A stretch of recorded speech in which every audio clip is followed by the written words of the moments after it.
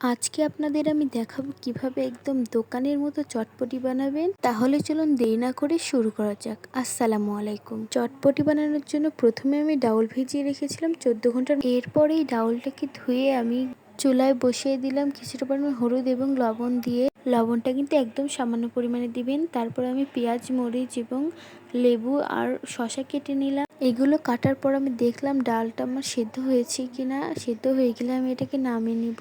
এই দেখুন, তারপর আমার ডালটা আমি একটা বাটিতে রেখে দিলাম। তারপরে আমি আলু এবং ডিম সিদ্ধ করতে বসিয়ে দিলাম।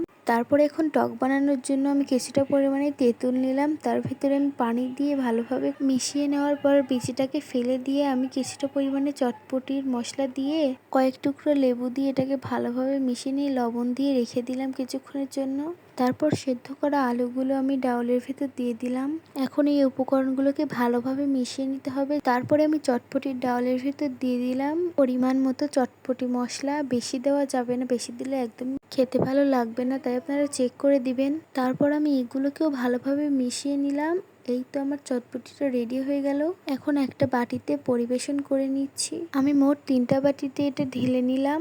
তারপর চটপটির উপর দিয়ে দিচ্ছি পেঁয়াজ, মরিচ এবং শসা। তারপরে আমি ডিম দিলাম কিছুটা পরিমাণে। তার উপরে আমি দিলাম কিছুটা পরিমাণ টক। এই যে আমার চটপটিগুলো 3টা বাটিতেই সাজানো শেষ।